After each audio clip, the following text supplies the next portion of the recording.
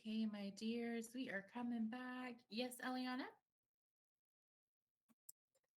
I tried to text it to you, but it said it couldn't send it to you. But I couldn't get to resources. When I clicked on resources, it was just like a white screen with the word resources on it, and I tried refreshing and it never worked. Oh, okay. I know during STAR testing we have this problem where it takes forever to load. Okay. So not right now, but you might try it later where you pull it up and just leave it alone for a little bit and it might pull up. Okay, thanks. Okay, you're welcome. We're going to be working in Galaxies all week long. So you've got plenty of time to be able to get that completed. Okay, friends, let's look at our learning targets this week. We have previously talked about author's purpose and literary elements. We are going to be focusing on talking about conflict, which is a part of literary elements.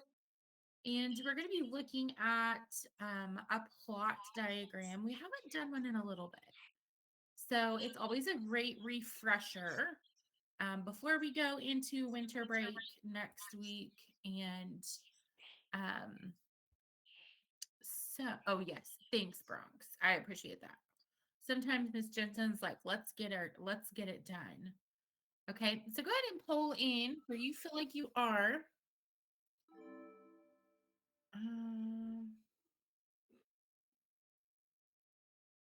Okay, Cody, if you go to your grades page, you should be able to find 2.16 and you should be able to click on it and then upload your essay. Okay, make sure you try that before I check my email because you are supposed to submit it. Okay, so try it. If it doesn't work, let me know. Okay, looks like I've got 16 people pulled in already. Some of us are feeling really confident.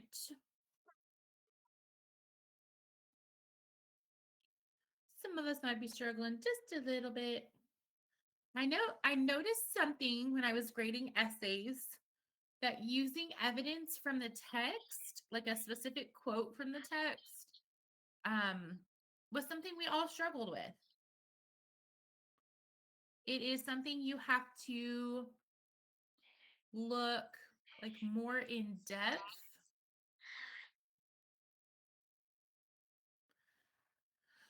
So it is something we will continue to practice, especially second semester when we start our novel.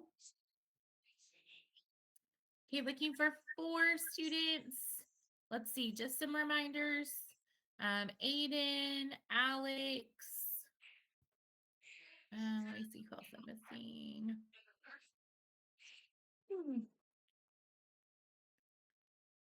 Sean. Oh my gosh. Chris, when you did that, oh, he's gone. Just kidding.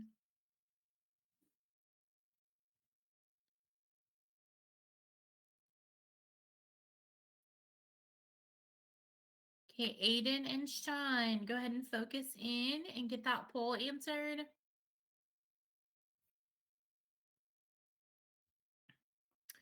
Remember, if you're not being an active participant, you will be removed from class to give you a moment to re-engage and then come back in. Okay, I'm going to go ahead and take care of some business. Okay, I'm going to go ahead and lock our poll. It looks like 60% of our class, that's a big portion, 60% of our class is in level 4. Okay, hold on, I have to sneeze.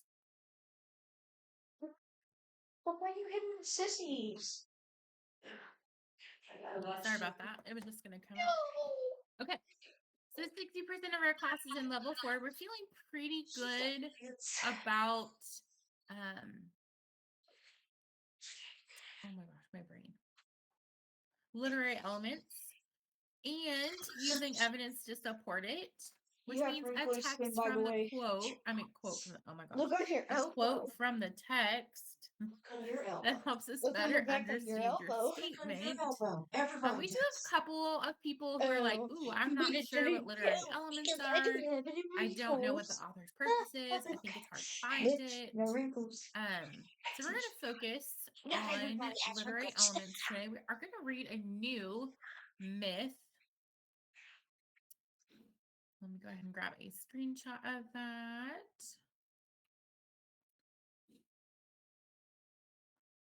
Oh, wrong one. So today we're going to look at, this is an introduction to Atalanta, the fleet-footed huntress. Atalanta. So it's very much so like Atlanta, Georgia, but there's an extra A in this one, Atalanta, the fleet-footed huntress. So today our goal is to be able to identify the author's purpose and explain why. That is what you're going to be looking for today. So before we dive in, there is some information we need to know about myths and the culture of myths. You have been reading some myths on your own the last couple of weeks due to some teacher stuff and step testing.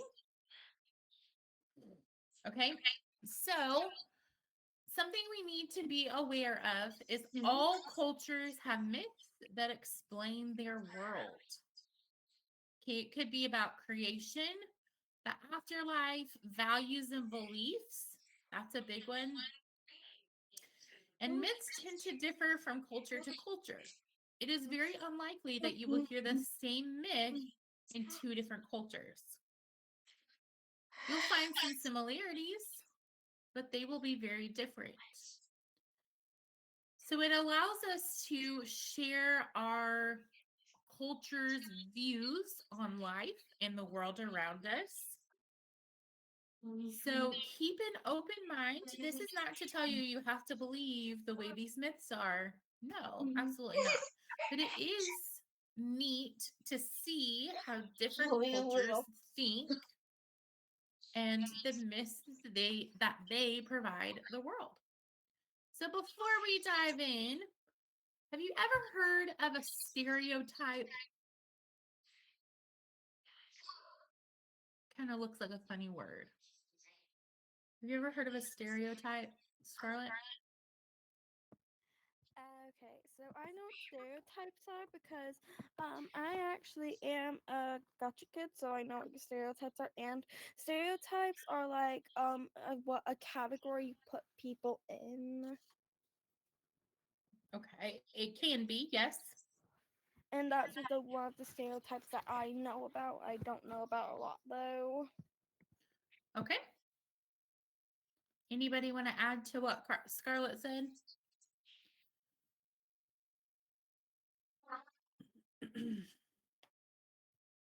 What is a stereotype?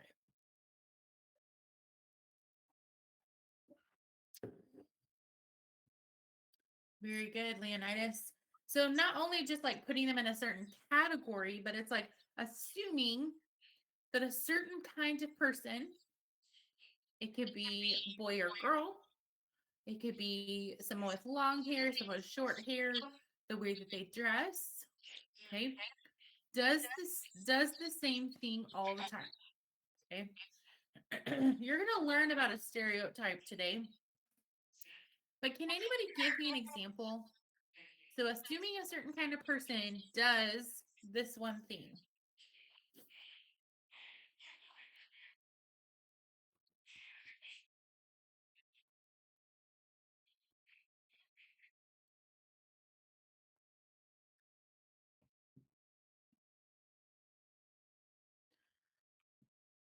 Can you think of an example?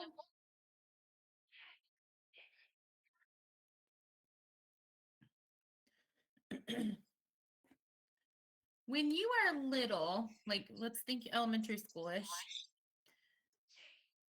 let's think about girls. Okay. Girls typically play with what in elementary school? Typically.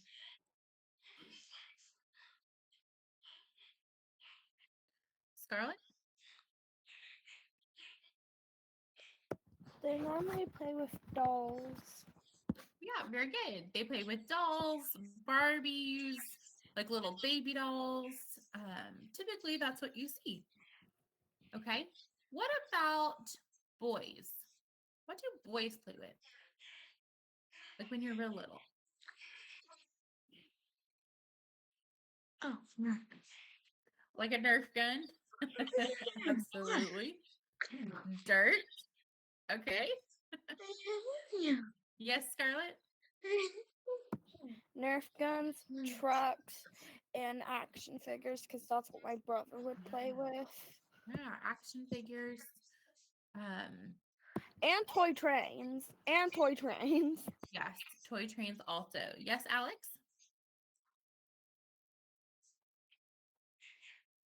I'm not sure what you're showing. You have to unmute so I can hear you. Nerf. That's Oh what yeah, we a play Nerf with. gun. I For have sure. a huge one. Lovely. Huge Nerf gun. Perfect.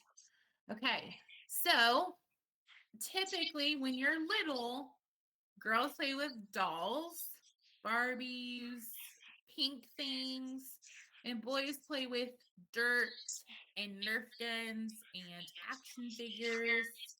Okay. If I were to say, for example, okay, so if I were to say that a boy wants to play with a Barbie doll, and I say, nope, boys can't do that. Boys can only play with a G.I. Joe or an action figure. That is a stereotype. Okay, a stereotype is saying only boys can play with this and only girls can play with this. Okay, another example is you may have heard this like when you were younger or read this in books where a mom is supposed to stay at home, take care of the children, cook, clean, and the man or the husband is supposed to go work, supposed to make the money, supposed to do all of these things and come home and take care of himself. Okay, that is a stereotype. There are lots of women in our world now that work. Okay, they go out and do their jobs and they come home and they help take care of the children and they work in a partnership. Okay, but it's a stereotype to say only moms can do this, only dads can do this.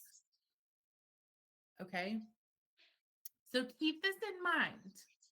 We're going to hear about a stereotype today, and I want you to see if you can identify it and explain why the author needed to tell us about this stereotype. Okay? So we're going to read this story called Atalanta, the Fleet-Footed Huntress. And if you've never heard of something called fleet-footed, this is where something is really fast. Okay, fleet-footed, she worked fast. Okay. And a huntress is a woman who hunts. Okay. So let me grab our video link. Let me find it.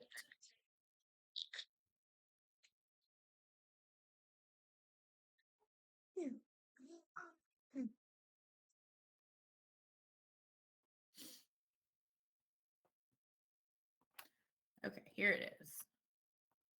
I don't know why it was so difficult. There's 3 parts to this story. Okay, so here's part 1. This is Atalanta, the fleet-footed huntress. Part 1, The Bear on the Mountain. In a sunny land in Greece called Arcadia, there lived a king and a queen who had no children. They wanted very much to have a son who might live to rule over Arcadia when the king was dead. And after many years, a child was born to them. But it was a little girl. "What is a good girl good for?" raged the king. "She can never do anything but sing and spin. If the child had been a boy, he might have learned to do many things, to ride, to hunt, and to fight in the wars. and by he would rule as king of Arcadia, but this girl can never be a king. Then in his wild rage he called one of his men and bade him to take the babe out to a mountain where there was nothing but rocks and thick woods and leave it there. The man carried the child far up the mountainside and laid it down on a bed of moss in the shadow of a great rock. The child stretched out its baby hands towards him and smiled, but he turned away and left it there, for he did not dare to disobey the king. For a whole night and a whole day the babe lay on its bed of moss, wailing for its mother, but only the birds among the trees heard its pitiful cries. At last it grew so weak from want of food that it could only moan and move its head a little from side to side. Just before dark on the second evening, a she-bear came strolling down the mountainside from her den.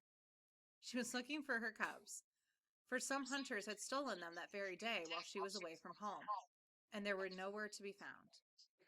As the stars came out, the she-bear heard the babe's moans and saw it lying helplessly on a bed of moss. She looked at it kindly, licked its face with her warm tongue, and then lay down beside it, just as she would have done with her own little cubs. The babe was too young to feel afraid, and it cuddled close to the old bear and felt that it had found a friend. After a while it fell asleep, but the bear guarded it until morning and then went down the mountainside to look for food. In the evening, the bear came again and carried the child to her own den under the shelter of a rock where vines and wildflowers grew. And every day after that she came and gave the child food and played with it.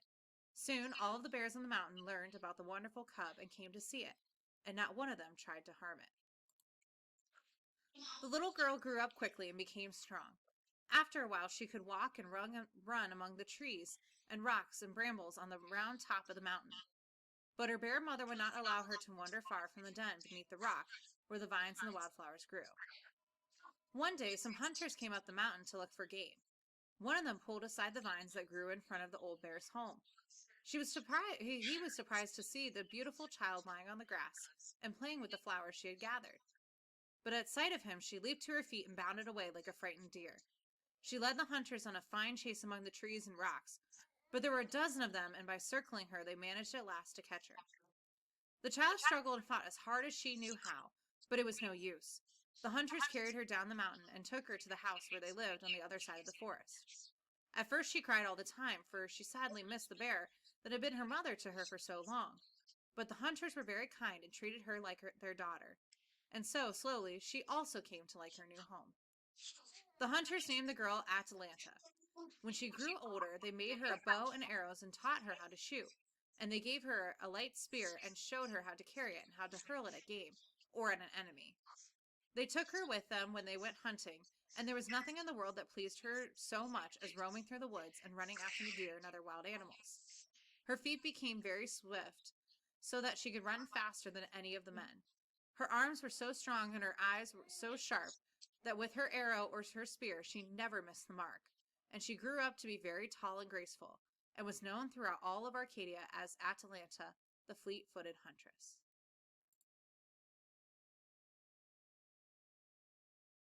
Okay, so what happened in part one? Yes, Chris, at the end. What happened in part one?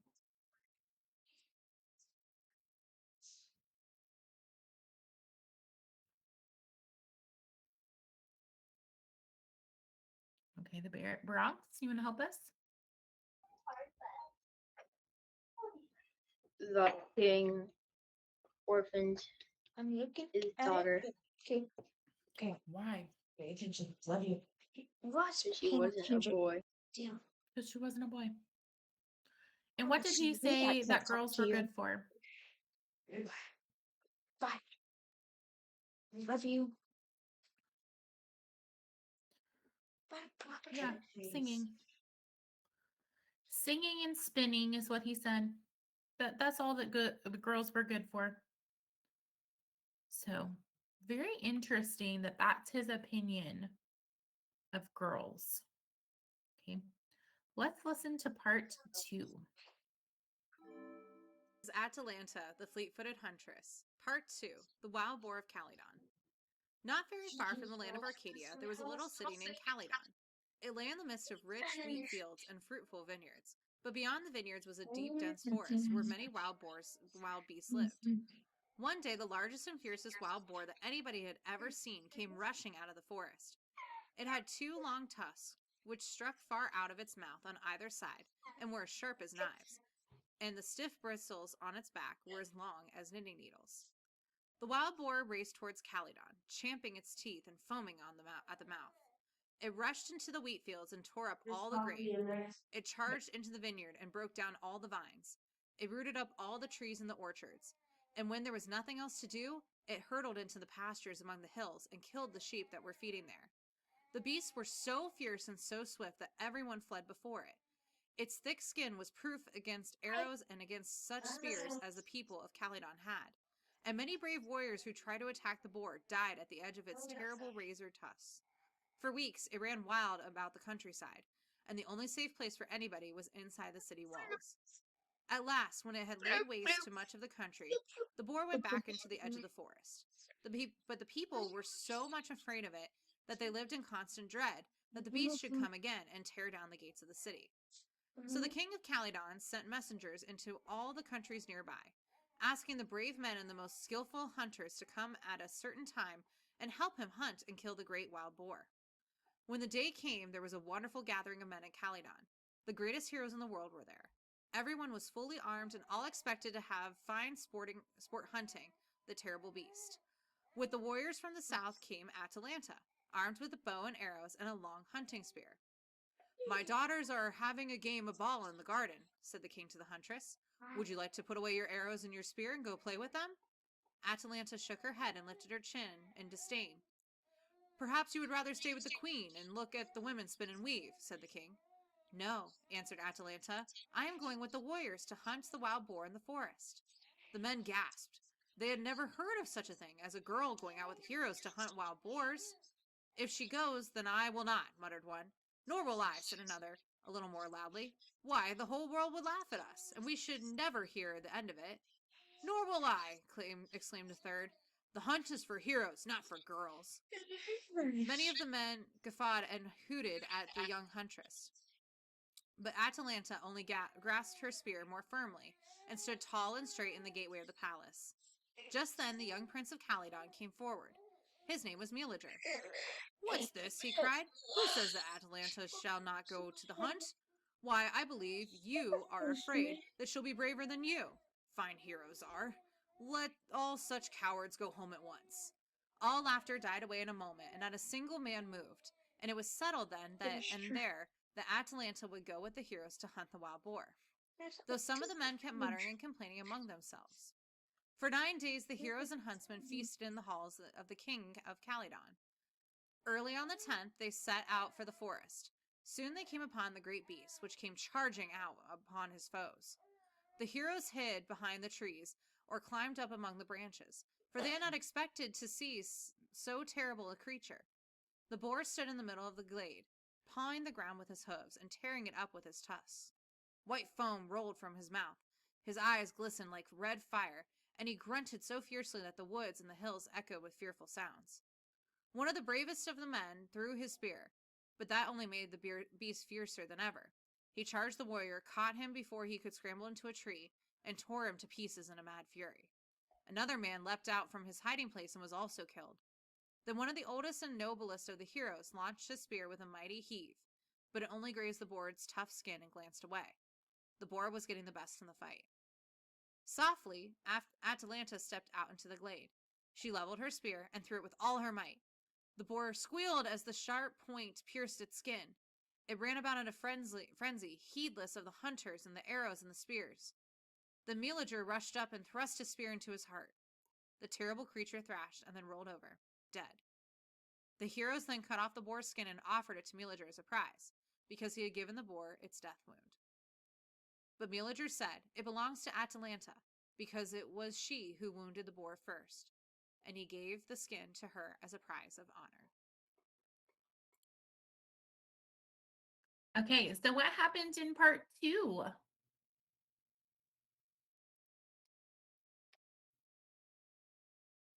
Scarlett?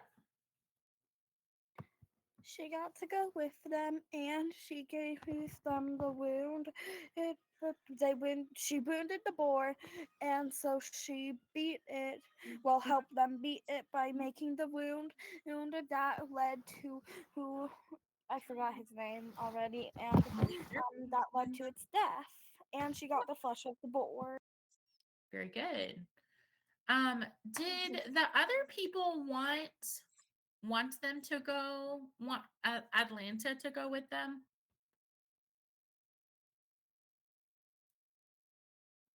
No, they were literally like, oh, well, if she's going, I'm not going. And if she goes, I'm not going either. Nor will I, nor will I, nor will I. And like she was the one that actually wounded this beast. How do you think that made them feel? Knowing that Atalanta was able to wound the boar so that the prince could kill it. Definitely surprised. Brox, I agree. Awkward. Absolutely. Yeah. Yeah, I would be a little like stunned, maybe. Surprised would be a good word. Um I would think that they would be embarrassed. Yeah, very good, Bronx. Embarrassed that the girl Atlanta beat them to the beast. Okay. So, very interesting. Okay, let's start part 3 and then we'll have to stop a little bit through because it's almost the end of class.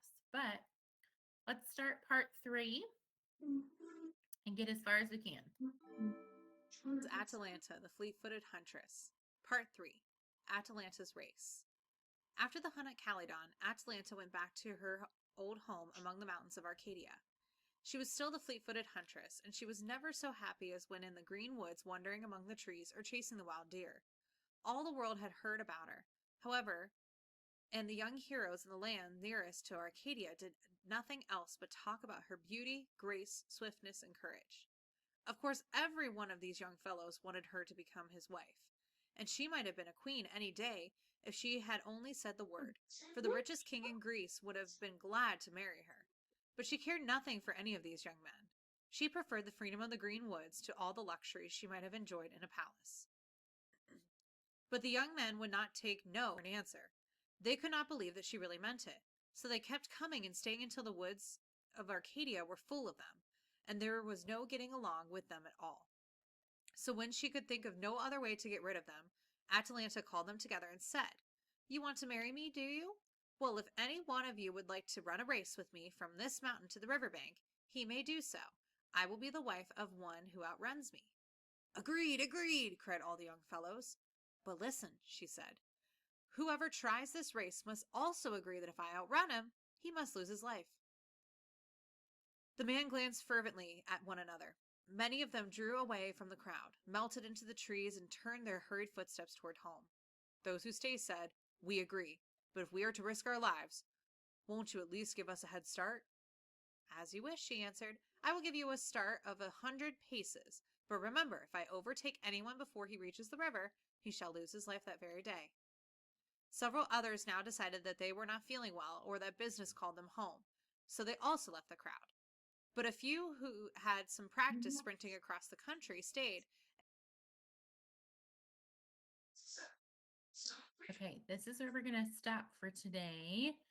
I'm going to go ahead and have you pull in on your exit ticket. I can identify the author's purpose and explain why. We're going to do a little bit more work with this tomorrow. But go ahead and pull in for me. This will be our exit ticket for today. And we will continue reading our story tomorrow and working on a plot diagram. Goodbye. At 9:45, you can leave. I'm just making sure we get this in before class is over. Go ahead and pull in. I'm waiting on 6 students. Sean, Anderson, Kaylin, Briley, Christopher, go ahead and pull in for me, please. And then you can show your ornaments. Make sure you Very pull in confident. for me. Okay. It is 9:45 and you are free to go. Yeah. Christopher is going to show us his Bye. ornament. Bye. Okay, Christopher, tell us about it. Okay, so I actually made like 2 Christmas ornaments, but most of the other ones are not normal ornament balls. Okay. And I make the Grinch, but it might look like he has one face, but he It's the actually has Grinch. 2. Just have I to give love him 2 it. face on one side. One on this side and one on this side. Yeah, he's got a sad face And then I because he did was very this. grumpy at first. The ornament was 4 things related to Christmas on it. So Christmas cool. tree, elf hat, Santa's hat, and then present. Oh, love it. I actually did the Santa hat first, Huh? then the Christmas tree second, then the elf hat third, and then the Christmas present last. I love it. I like that, Christopher. Very neat. Thanks for showing Thank us. you. You are welcome. Anyways, we should move on to our next class.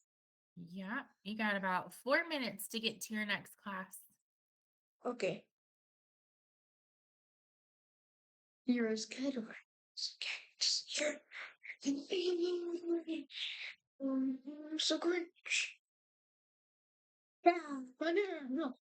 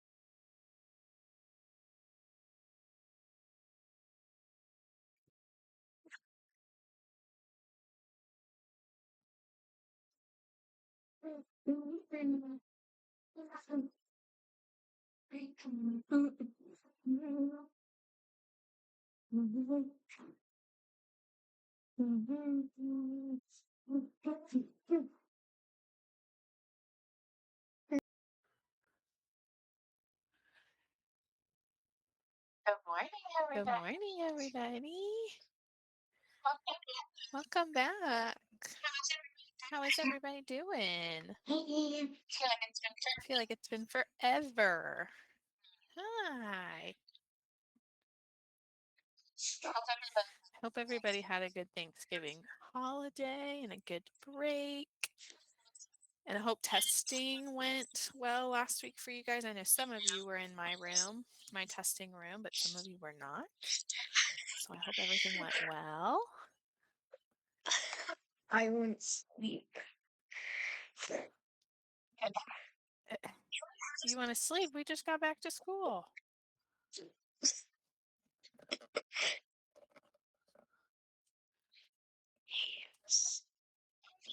Okay. I have a sleep. All right. Thanks for asking, Kenzie. I hope everybody's break went well. Mine went well. Got to see lots of family, eat lots of good food. It was awesome. All right. We are going to go ahead and, oh, Kamaya, what's up? Hi, how was your Thanksgiving break? It was great. It was really wonderful, Kamaya. How was yours? It was good. Good. We got I'm to go glad. to the Pool Express on Saturday. Oh, that's so exciting. That's It's very We cool. got some new mugs and emails. Cute. The Love hot that. chocolate was great, but my cousin did this. Oh, I bet the hot chocolate was great. That Yes. sounds about right about now. Thanks for sharing that, Kamaya. I appreciate it. All right, y'all, we are going to get ourselves moving because we got a lot to get through today and this week. And we're kind of wrapping up our decimals unit and moving on to a different unit this week. So we're going to be doing lots of things. Reminder of our expectations for excellence. I know we haven't looked at these in a while. Just make sure you're in a good learning spot. Make sure you're being an active participant, not only today, but all week. And make sure you're prepared and on time. You guys are here on time, so I appreciate it. And make sure you're ready to grow, learn some new things. Okay, here is our WAG. If you haven't looked at this yet, you come sit over here. No, baby. Sorry, you guys. I have a sick kiddo at home with me today.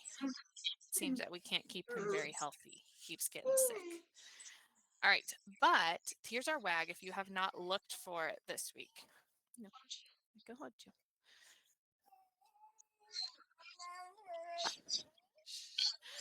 Okay, so we are multiplying and dividing decimals today. And then tomorrow, we're going to continue working with decimals and wrap up our unit. The reason I want to do 3.11 tomorrow is because it's having you problem solve with decimals. So it's going to have you kind of choose or have to figure out which operation you need to use, which I feel like is a super important skill. So we're going to look at some problems and you're going to have to decide, am I going to add or subtract or divide or multiply, things like that, okay? So we'll do that tomorrow. And then Wednesday, we're going to start unit 4, which is integers, okay? Go find it. And then Thursday, we're going to continue unit 4 with rational numbers. So we're starting with something fresh this week as well, once we get to Wednesday and Thursday. Thursday morning, I am going to be out. So I'll tell you a little bit more details about what you're going to do instead of seeing me on Thursday morning, but I'll kind of tell you some more details tomorrow and Wednesday before I'm out. Your grades for this week are the 3.11 quiz, which is what we're going to look at tomorrow. Okay. And then you're going to have the 4.03 quiz, which would be after Thursday's lesson. Okay.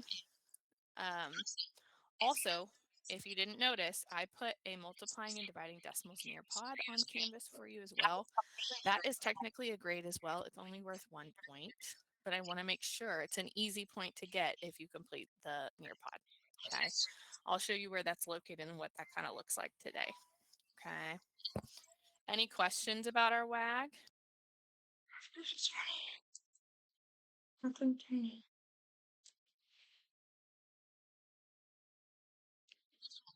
We do not have a bell ringer today. I was, though, putting in grades for you guys had a bell ringer on Friday to complete this last Friday. I was putting in grades for that. So if you haven't completed that bell ringer on progress learning from Friday, make sure you get that done.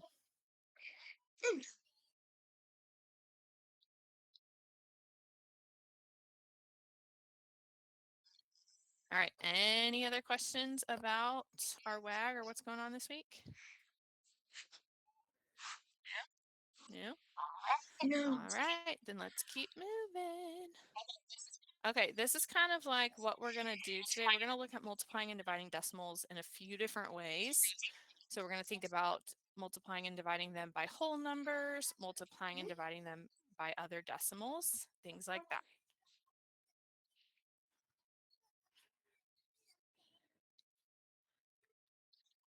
Okay. So we are going to kind of get ourselves into gear here. Let's think about this problem, 157 times 12. Do we think that this process is going to be similar or different if I were to set this up? Do we think that's going to be similar or different to how we would multiply decimals? Does anybody have any ideas?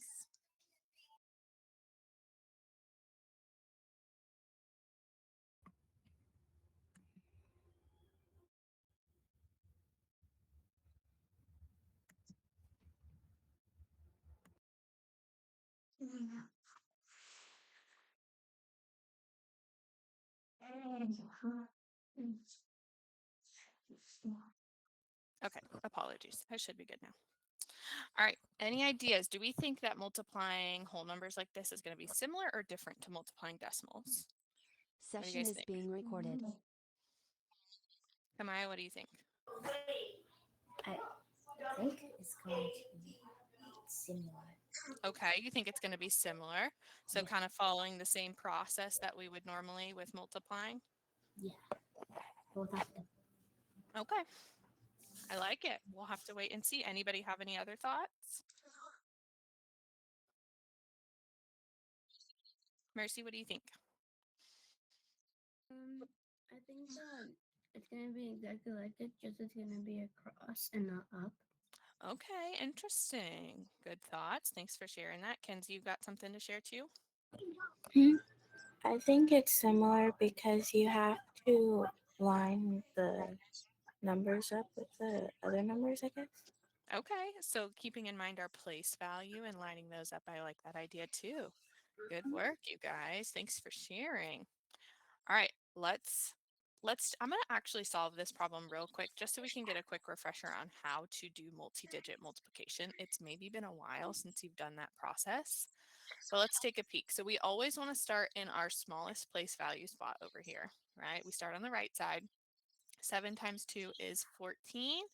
Remember, when we're working with multiplication, we want to carry to the next place value spot.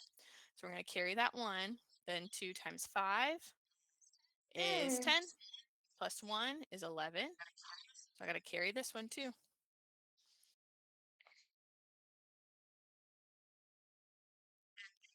And then we need to do 2 times 1, which is 2, plus 1 more, which is 3. So we get there, but we're not quite done yet, if you guys remember. If we get to this point, we have 2 digits down here. We need to add in our placeholder 0. And then I'm going to start with my 1. 1 times 7 is 7. 1 times 5 is 5. And 1 times 1 is 1. Notice I didn't look at these ones at all anymore because I already used those the last time with my previous number. So now I add, and that's what I end up with. And my final answer is 1,884. So that was a quick refresher on how to do multi-digit multiplication. Okay, so we'll keep that in mind as we keep moving forward.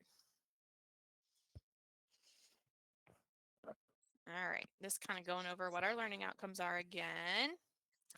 I'll let us look at this one. This is solving this multiplication problem using the area model. We don't use the area model a lot, and if it's something that you like to do, you're welcome to use this model. Just sometimes a little bit more complicated. Okay. So this is using a visual area model when we're doing 0.8 or 8/10 times 4. And this is kind of what it would look like. Okay, So you would end up with, when you combined all these pieces and kind of put them together, you would end up with 3.2 or 3 and 2/10. And this is what it would look like as that completed area model. Like I said, wanted to throw it in here just in case it's something you like to use, but chances are we probably won't be using the area model very much. All right.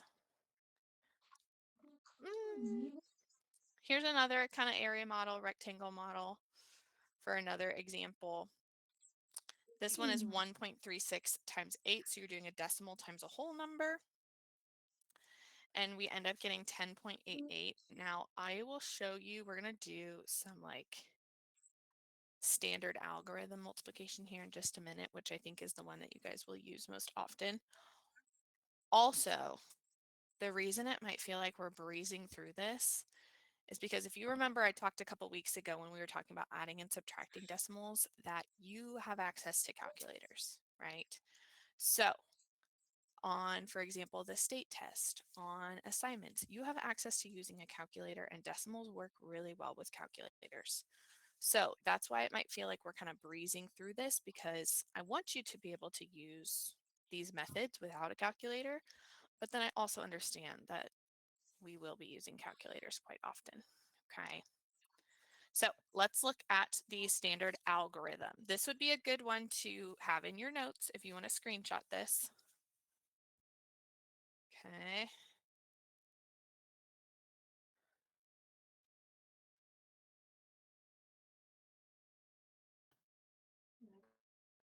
You have to keep your hand off. Okay. Didn't touch. All right. Now let's talk about the steps for this. All right. I plugged my headphones back in. Still hear me? Good deal. Okay. So here is step by step of how you would do this. Now notice we set it up just like we did with our whole number problem. So in this case, we've got 8.15 times 12. Notice that we lined up our decimals, or we lined up our place value same way we normally would, right? And we stacked these numbers on top of each other, and then we got to multiplying, okay?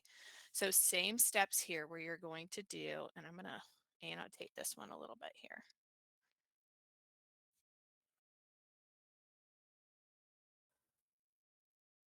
Let me change my pen size.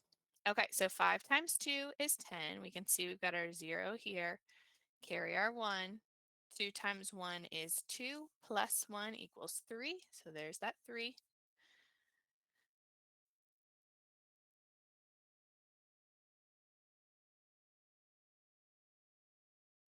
And then we've got 2 times 8, which is 16. So you can see that right there.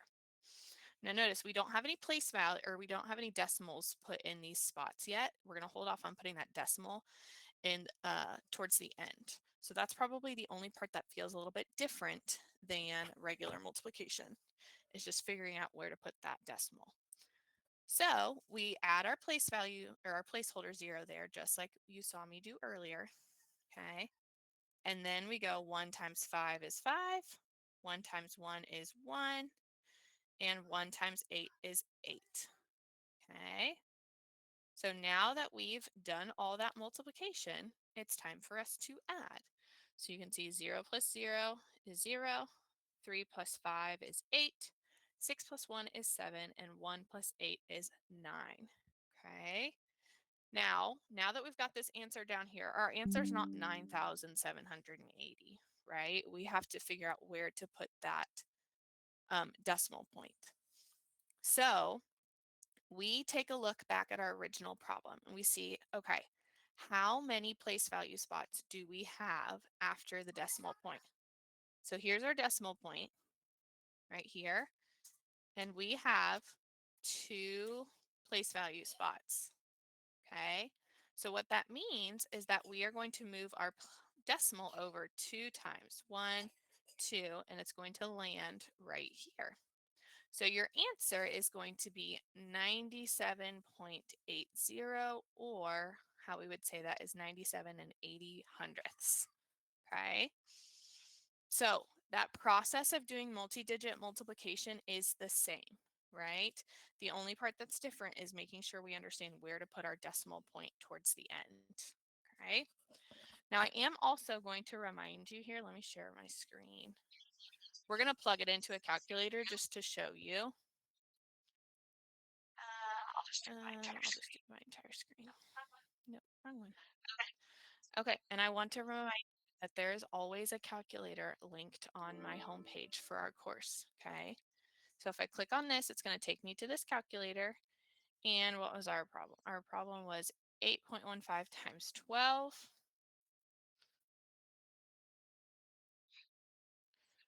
So we get 97.8, which is the same as what we got over on our document. 97.80 is the same as 97.8, okay? Just got an extra placeholder 0 at the end there. So any questions about that problem, first of all? So those of you that were saying that it was very similar to regular multiplication, you were correct. I said very, very similar. All right, we are going to do this one together. Okay, so go ahead and think about what we might do here. Notice our decimal points and what is going on here. Let me pop this up. And this would be a good one to screenshot at the end after we've completed the whole problem. Okay. So we are going to start the same way. Remember, whenever we're multiplying, we start over here. Now this You is don't what? acting like a 2-digit times a 2-digit Okay. number. Okay. So that process is going to look like 8 times 6, first of all, which is 48. So 8 goes down, I carry my 4. 6 times 4 is 24, plus this extra 4. So 24 plus 4 is 28. And then I need to add in my placeholder 0 before I keep moving. I'm going to cross out this 4 because I already used it. Now I'm doing 5 times 8, which is 40. Carry my 4. 5 times 4 is 20. 20 plus this 4 is 24. Okay. Now that I've multiplied all my numbers together, I get to add. So 8 plus 0 is 8. 8 plus 0 again is 8.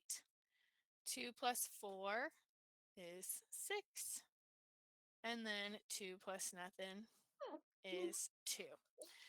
Now, is my answer 2,688? Or do I need to put a decimal somewhere?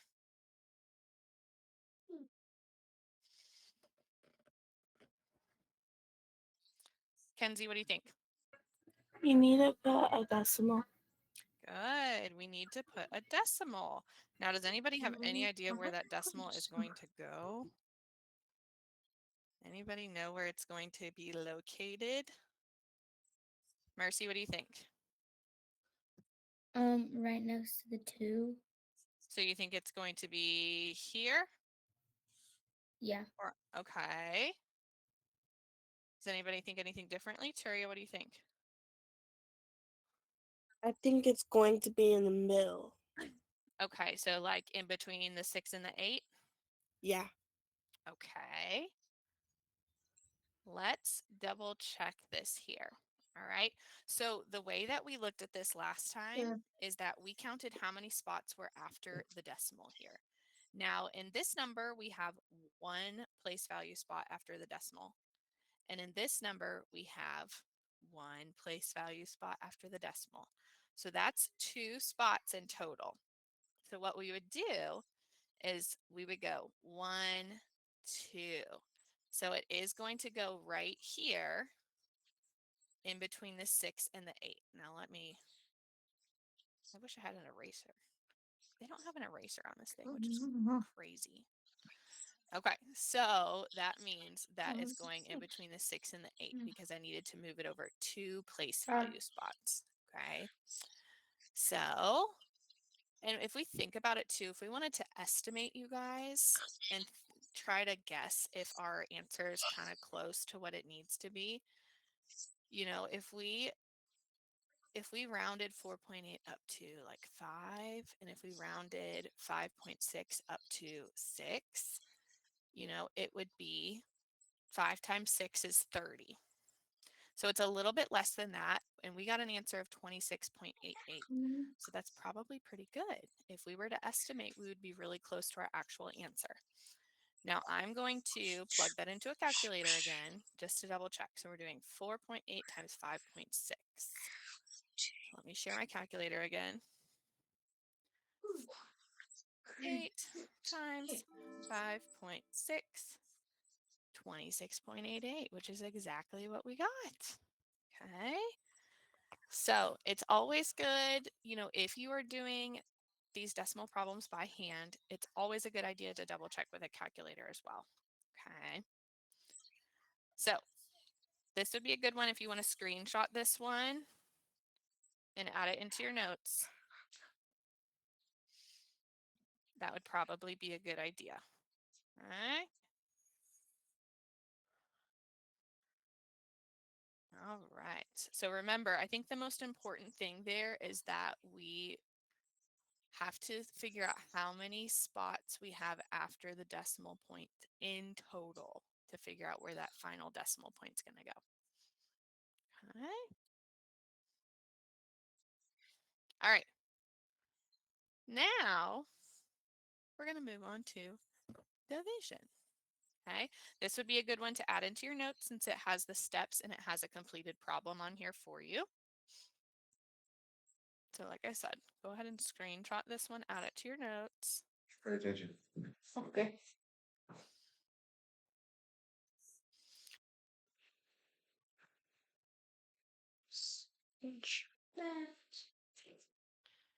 All right. So this one says our example is 16.28 divided by 2. All right, bye. Okay. And it says place the decimal point in the quotient directly above the decimal point of the dividend. Have a So good day. we're throwing back to our long division vocabulary here, you guys. We've got our dividend here, which is the one that's under our division house. And then we have our divisor, which is the number 2 in this case. And it's telling you to bring that decimal point straight up into the quotient in the same spot. So I think the most important thing with dividing decimals is making sure that our place value is lined up with our quotient, which if you remember what the quotient is, it's the answer to a division problem. Okay, so your answer is here in blue, that's our quotient. And you can There's a see here problem. that the decimal It's point supposed got to put contract. into the same spot, just directly above where it Kill was your in the body. dividend. So the way that they did this problem was kind of Kill just like normal long division here. They did 16 divided by 2, which is 8. 8 times 2 is 16, so that's what we subtract. We get 0.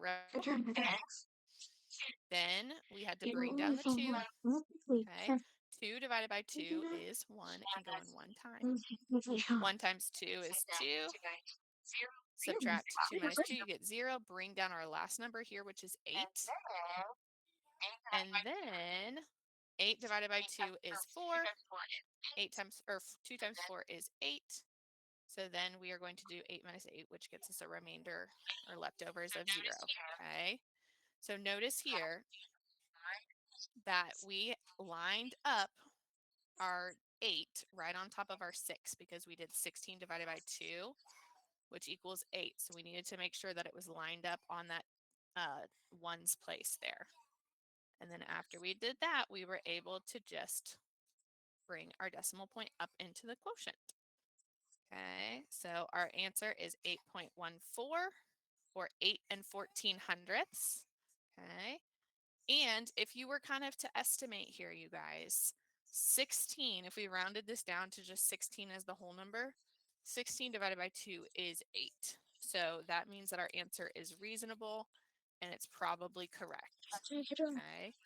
I think estimating is a really good skill to think about and to utilize with decimals. Sit down.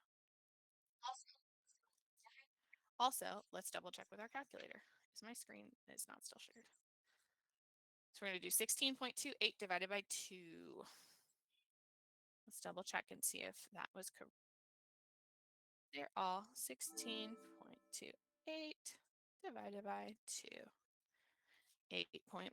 All right, exactly what we got on that page.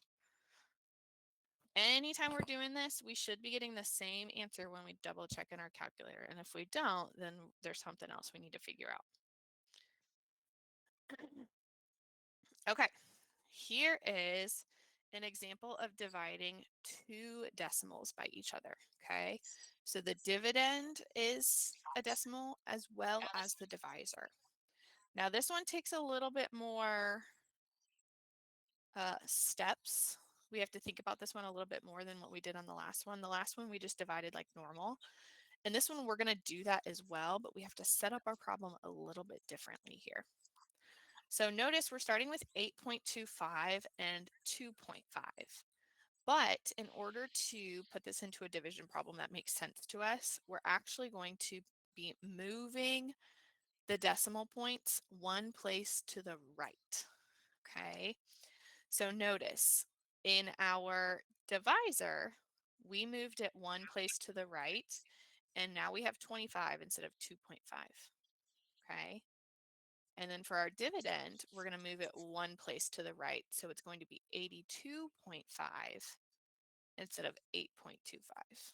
Okay, I know it feels a little funky, but that is how we're able to set it up and divide like we normally would and still get to a correct answer. It might feel like a lot, okay?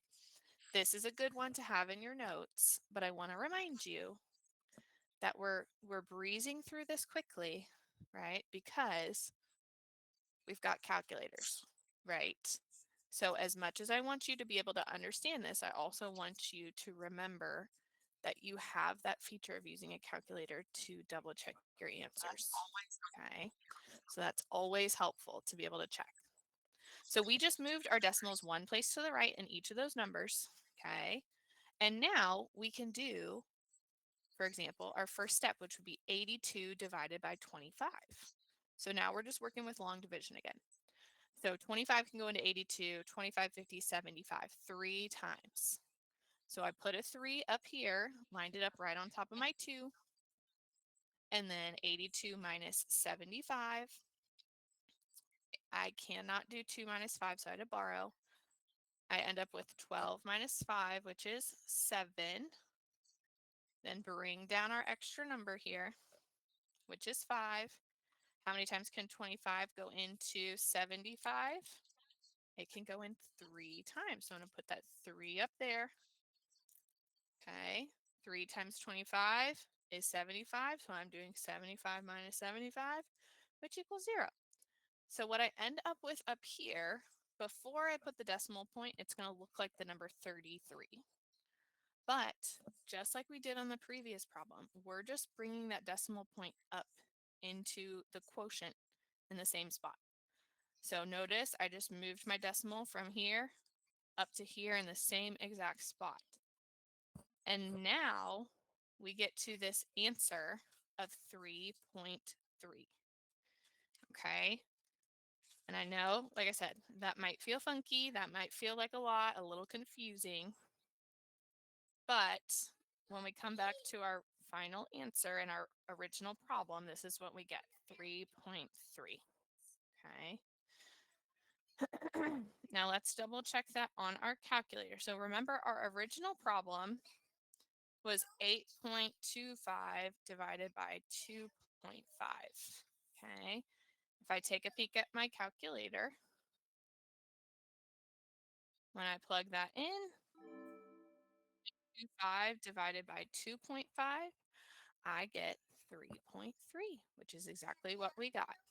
Okay.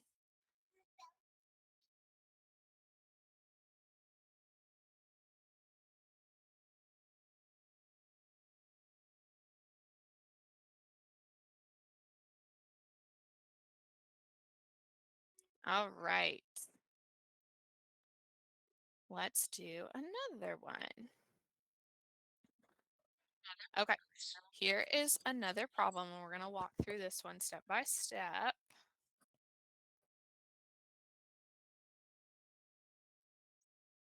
All right, let's do red. So last time we moved the decimal point over, and we're going to do the same thing this time. Okay, so we're going to be moving our decimal point one place to the right. So we're actually working with 4 and 34.8. So I'm actually going to rewrite. I'm actually going to rewrite this problem with those new decimal spots, right? So 3, oh, and I did it wrong already. 34.8, so remember I moved that one spot to the right, divided by 4. Okay, since I moved it to the right one place, it's now just in the ones place. It's just a 4. So now I can go ahead and do my regular long division steps. 34 divided by 4 is, anybody know? How many times can 4 go into 34? Without going over. Good. 8 and G said 8, which I agree with. So 8 goes on top of my 4 because I'm doing 34 divided by 4. So that means 8 needs to go above that 4 in that ones place. And then 8 times 4 is 32. So that's what I'm going to subtract. 4 minus 2 is 2. I'm going to bring down my 8 now. Okay, so now I'm starting my process over for long division. 28 divided by 4 equals what? How many times can 4 go into 28? Anybody? How many times can 4 go into 28?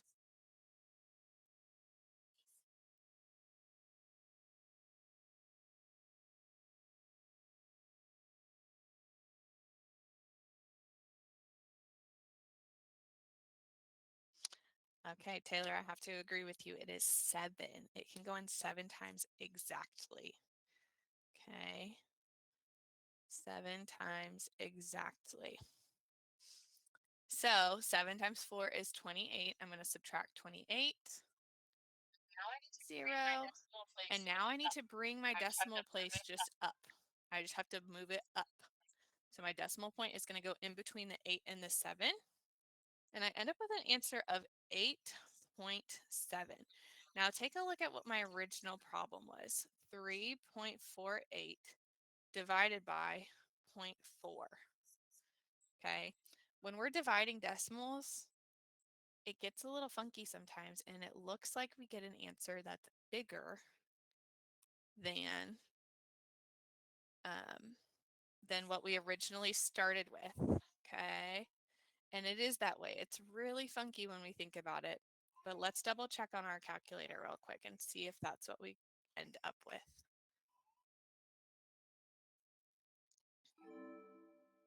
Our original problem was 3.48 divided by 0.4. And looky there, we got 8.7. That is exactly what we got when we worked it out over here. Okay. So the only part that's different than regular long division, you guys, is just if we're dividing by decimals, then we're going to move that decimal place value spot over one time to the right. Okay. But remember, we have access to calculators. If you want to screenshot this and add this into your notes, that would be a good thing to do. Just so you have access to problems that are completed and you can see those steps and how we end up where we end up. I know. We're just fresh.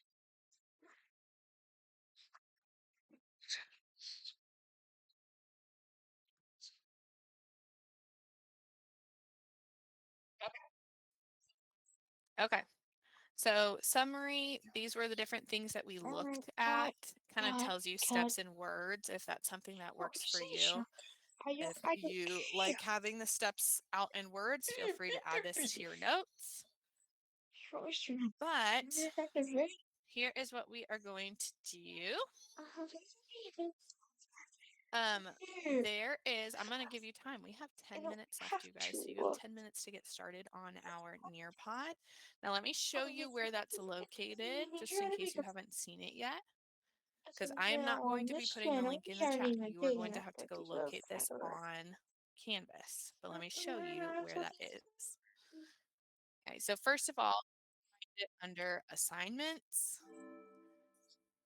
This probably is the more complicated way to find this just because it's not under a category, but it's right here. And I know that this looks different than what it looks like for you. So it would be right here, multiplying and dividing decimals, Nearpod, okay? It's also on your calendar, and it's due Friday. So you're going to find it on the calendar for Friday, and it's called multiplying and dividing decimals. Now you are going to click on the link that has your class time next to it. Okay, it's important that you click on your specific link for our class. Okay, so go ahead and click on that, and it's going to take you through some slides that have information about what we just talked about if you need a refresher. It's also going to have you do some time to climb and a little quiz for both multiplying and dividing decimals. I also want to remind you that you are welcome to use a calculator to help you solve these problems. Okay, that is a-okay. So if you cannot find it, please let me know. But you have 9 minutes left now to get yourself working on that Nearpod. I am going to pop us into tables in case anybody needs anything. I can help you individually, okay? So if you need something, please let me know. Otherwise, get working on the Nearpod.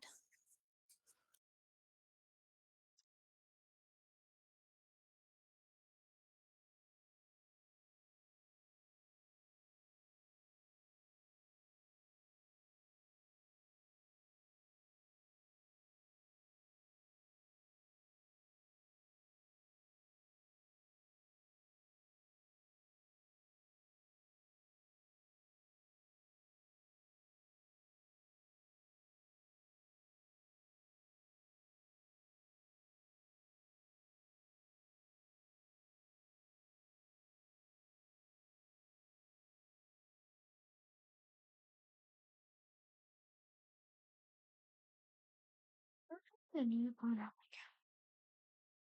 That means you already completed.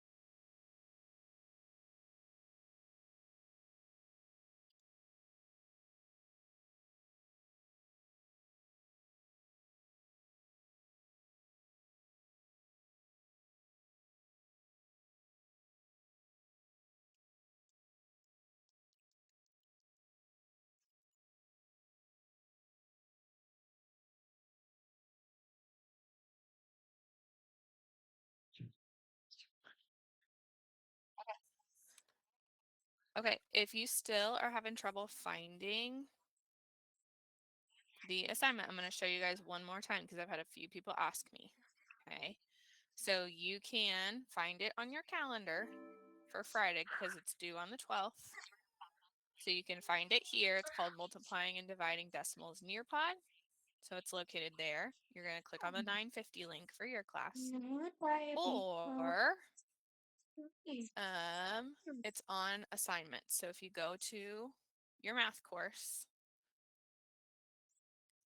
and you click on assignments, it will be up here towards the top because it's an upcoming assignment. So that means that it'll be there for you. It's called Multiplying and Dividing Decimals Nearpod. Okay, and those same links will be available to you. So just make sure you click on the right one.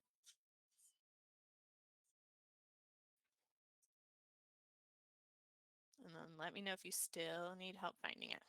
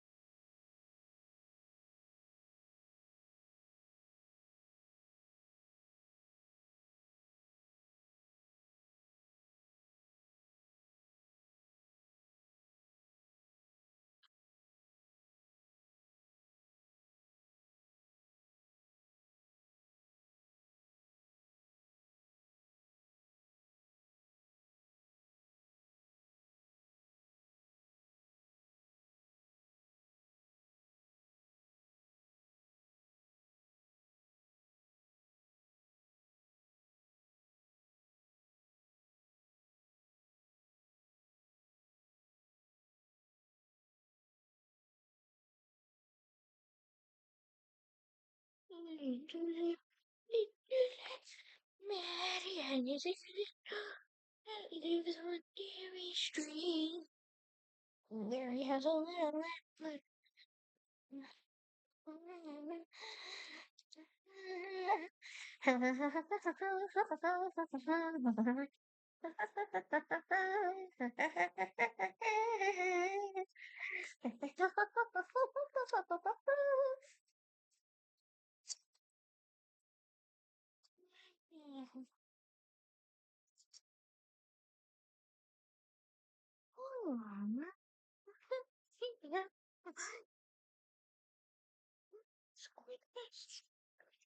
It's because you're smart.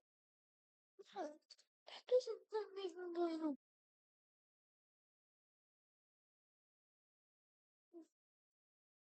But that doesn't stop me from going. Oh, going. Let's put it here. Oh, yeah, yeah. Cool.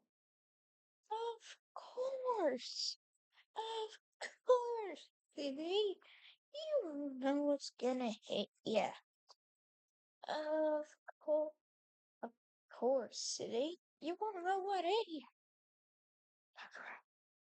I will. Oh, you're getting the memo. No, stay home. No. I won't.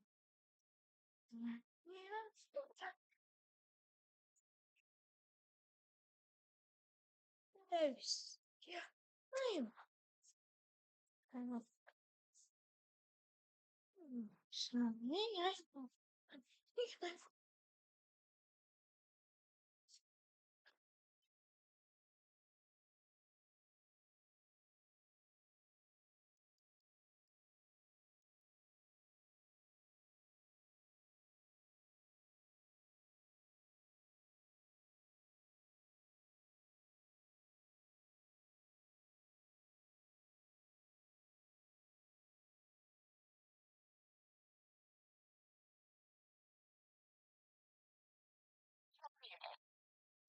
Being well muted.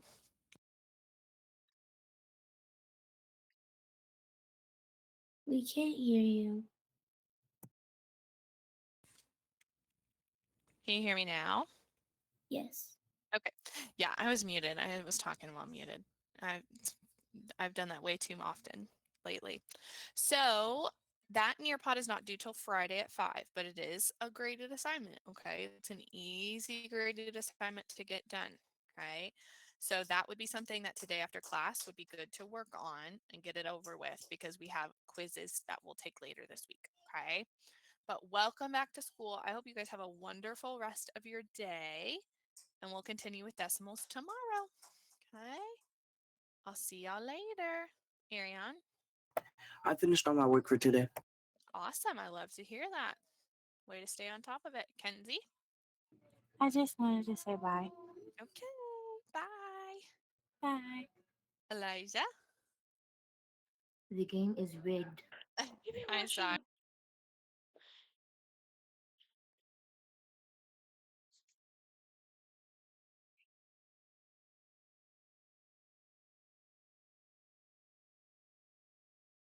can I see him?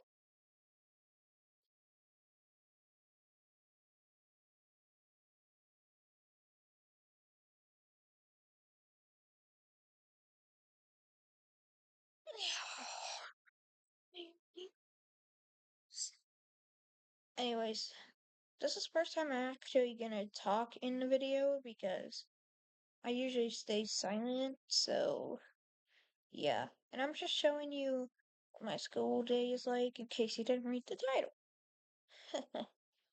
Yeah, love that. Anyways, time to post this video real quick.